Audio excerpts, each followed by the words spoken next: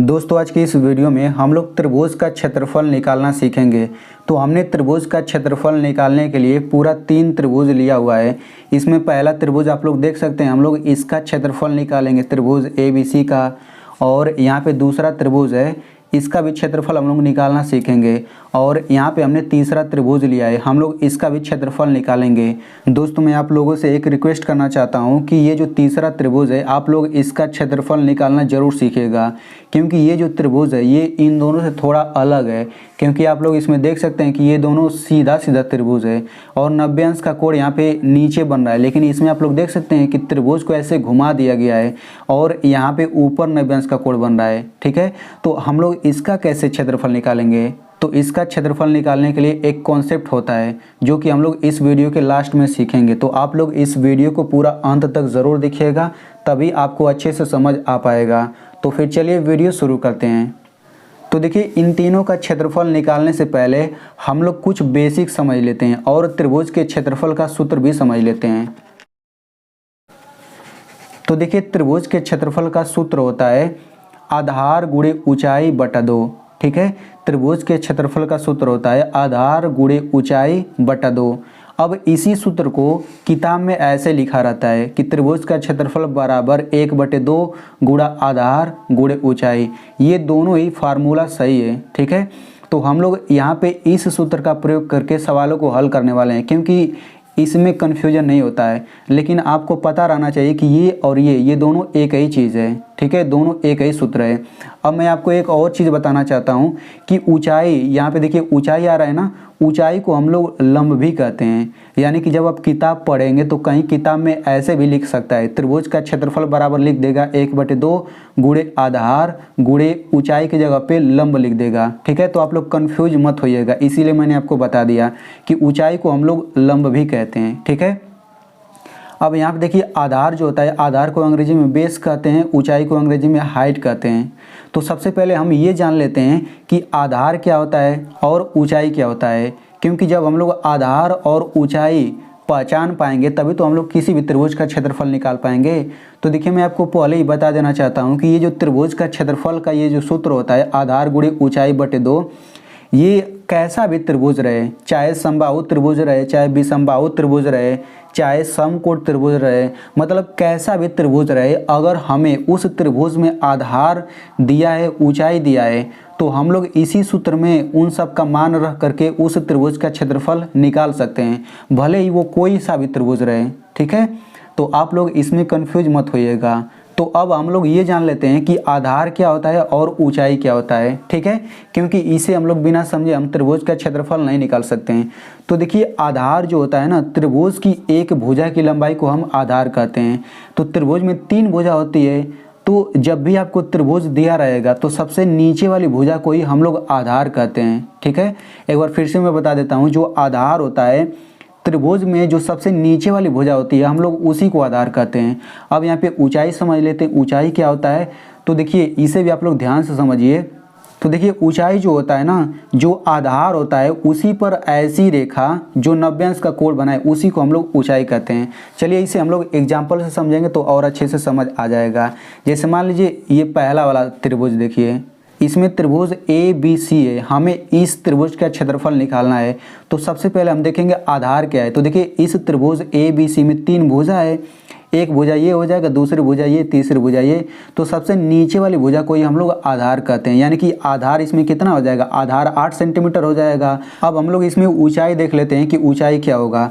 तो देखिए, मैंने आपको पहले ही बता दिया था कि जो आधार होता है उसी पर ऐसी रेखा जो कि 90 अंश का कोण बनाती हो उसी को हम लोग ऊंचाई कहते हैं। ठीक है, तो देखिए ये आधार हो गया और इस पर ये आपको रेखा दिख रही है, ये यहाँ पे आके 90 अंश का कोण बना रही है ये रेखा, तो इसी को हम लोग ऊंचाई कहेंगे। यानी कि इस त्रिभुज ABC में आधार 8 सेंटीमीटर हो गया, ऊंचाई 6 सेंटीमीटर हो गया। तो हमें इस त्रिभुज का क्षेत्रफल अब हम लोग निकाल सकते हैं, क्योंकि आधार पता है, ऊंचाई पता है। तो चलिए अब हम लोग त्रिभुज ABC का क्षेत्रफल निकालते हैं। तो लिखेंगे त्रिभुज ABC का क्षेत्रफल बराबर, तो क्षेत्रफल बराबर क्या होता है, आधार गुणे ऊंचाई बटे 2। तो आधार की जगह पे हम 8 रखेंगे, फिर गुणा ऊंचाई की जगह पे 6 रखेंगे, फिर पूरे का बट्टा 2। अब इसी को हल कर लेते हैं। तो 8 × 48 बटा 2। अब हम लोग 48 में 2 से भाग देंगे, कितना आएगा, 2 दूना 4, 2 चौका 8, 24 आएगा। तो ये जो 24 आया है ना, यही आंसर नहीं होगा। तो आप लोगों को एक नियम पता रहना चाहिए कि जो क्षेत्रफल होता है, आप किसी का भी क्षेत्रफल निकालें तो क्षेत्रफल का जो ये मात्रक होता है वो हमेशा वर्ग में आता है, 2 घात रहता है। तो देखिए ये सेंटीमीटर में है ना, इसमें आधार ऊंचाई की लंबाई, तो यहाँ पे आप सेंटीमीटर लिखिए, फिर इस पर आप 2 घात लिख दीजिए। तो ये जो हो गया यही आंसर है। यानी कि ऐसे गुणा भाग करके जो यहाँ पे अंक आएगा उसके बाद ये सेंटीमीटर स्क्वायर लिखना ज़रूरी है। अगर यही ऊंचाई 6 मीटर रहता, आधार 8 मीटर रहता, यानी कि दोनों मीटर मीटर रहता, तो हम यहाँ पे मीटर लिखते हैं, फिर उस पर 2 घात कर देते हैं। ठीक है, तो इस तरीके से इस त्रिभुज का क्षेत्रफल 24 सेंटीमीटर स्क्वायर आ गया। चलिए अब हम लोग इस दूसरे त्रिभुज का क्षेत्रफल निकालते हैं। तो देखिए इस त्रिभुज में सबसे नीचे वाली भुजा, ये भुजा है, तो इस भुजा की लंबाई 12 सेंटीमीटर है, यानी कि आधार तो हमें पता चल गया कि आधार 12 सेंटीमीटर है। अब यहाँ पे देखिए इसी आधार पर ये एक रेखा है जो कि यहाँ पे 90 अंश का कोण बना रही है, यानी कि यही रेखा क्या हो जाएगा, ये रेखा ऊंचाई हो जाएगा। यानी कि इस त्रिभुज में हमें आधार पता चल गया, ऊंचाई पता चल गया। तो अब हम लोग इस त्रिभुज का भी क्षेत्रफल निकाल सकते हैं। तो यहाँ पे लिख लीजिए त्रिभुज का क्षेत्रफल बराबर, हम लोग इस त्रिभुज का क्षेत्रफल निकाल रहे हैं, तो क्या हो जाएगा, आधार 12 हो जाएगा गुणा ऊंचाई कितना हो जाएगा 5 और ये पूरे का बटा 2। अब हम लोग कैसे हल करेंगे, 12 25 60 हो गया बटा 2। अब हम लोग 60 में 2 से भाग देंगे तो ये 30 आएगा, तो ये 30 आ गया, यही आंसर नहीं होगा। इसके बाद यहाँ पे क्या लिखेंगे, देखिए सेंटीमीटर सेंटीमीटर है ना, तो यहाँ पे सेंटीमीटर लिखिए और 2 घात लिखिए। तो इस तरीके से इस त्रिभुज का आंसर कितना आ गया, 30 सेंटीमीटर स्क्वायर इसका क्षेत्रफल आ गया। अब हम लोग इस तीसरे त्रिभुज का क्षेत्रफल निकालते हैं जो कि सबसे महत्वपूर्ण है। तो इसे आप लोग थोड़े ध्यान से समझिएगा। तो इसमें आप लोग देख लीजिए कि यहाँ पे सबसे नीचे वाली भुजा ये है, यानी कि जो मैंने आपको बताया था आधार का परिभाषा, उसके अनुसार तो आधार यही होना चाहिए। ठीक है, तो आप इसे ही आधार मान लीजिए। लेकिन अब देखिए ऊंचाई कैसे रखेंगे, तो देखिए इसी आधार पर कोई ऐसी रेखा नहीं है जो कि 90 अंश का कोण बनाए, यानी कि इसमें आधार तो ये हो जाएगा लेकिन ऊंचाई हमें नहीं पता, यानी कि इसमें आधार ये तो होगा लेकिन ऊंचाई नहीं पता, यानी कि इसका क्षेत्रफल हम लोग इस तरीके से नहीं निकाल सकते, तो हमें कोई दूसरा उपाय देखना होगा। तो यहाँ पे मैं आपको बता देना चाहता हूँ कि देखिए यहाँ पे आधार ये था, ऊंचाई ये था। ठीक है, तो देखिए आधार ये हो गया और ऊंचाई ये हो गया, इन्हीं दोनों के बीच में ये 90 अंश का कोण बन रहा है। और उसी तरीके से इसमें देखा जाए तो आधार क्या है, आधार ये है, ऊंचाई ये है, तो आधार और ऊंचाई के बीच में ही 90 अंश का कोण बन रहा है। ठीक उसी तरीके से देखिए यहाँ पे 90 अंश है, यानी कि इस 90 अंश को बनाने वाली ये भुजा है, ये भुजा है, यानी कि इसमें यानी कि इन दोनों में से कोई एक आधार होगा, कोई एक ऊंचाई होगा, क्योंकि हमेशा देखिए आधार और ऊंचाई के बीच में 90 अंश का कोण बनता है हमेशा।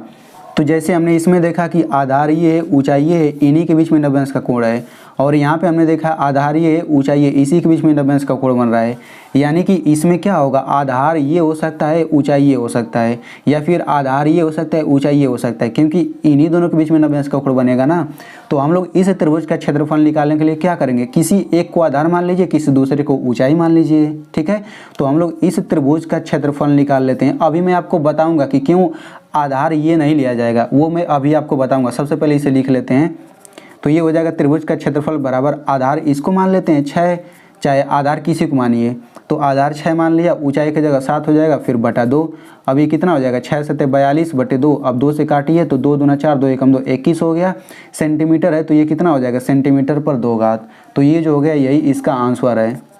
अब यहाँ पे मैं आपको बता देना चाहता हूँ कि हमने इसको क्यों नहीं आधार लिया। तो देखिए यहाँ पे हमारे पास एक त्रिभुज है, इसे आप लोग थोड़े ध्यान से समझिएगा क्योंकि ये बेसिक रूल है। ठीक है, तो यहाँ पे हमारे पास एक त्रिभुज ABC है। अगर हम इसका क्षेत्रफल निकालना चाहें तो इसका क्षेत्रफल कितना होगा, तो इसका क्षेत्रफल मैं यहीं पे निकाल देता हूँ। 5 गुणा 12 बटे 2 कितना हो जाएगा, यहाँ पे 12 25 60 बटे 2, 60 बटे 2 होगा, यानी कि 30 होगा, 30 सेंटीमीटर स्क्वायर। तो देखिए 30 सेंटीमीटर स्क्वायर इसका क्षेत्रफल आ गया।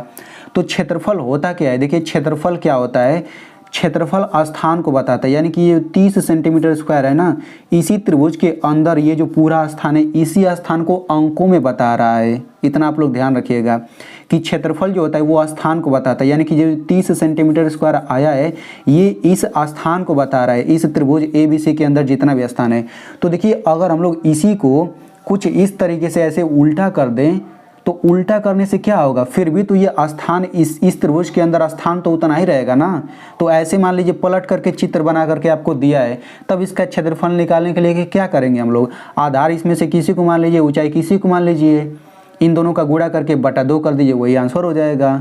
ठीक है, तो इसको मान लीजिए ऐसे घुमा दिया है, किसी भी तरीके से घुमा दिया, तो हम लोग क्या करेंगे, 90 अंश वाले कोण को ढूंढेंगे और इन दोनों को बनाने वाली जो दोनों भुजा है उन्हीं दोनों में से कोई एक आधार होगा, कोई एक ऊंचाई होगा, फिर उन दोनों का गुणा करके बटा 2 कर देंगे, तो वही इसका क्षेत्रफल निकल जाएगा।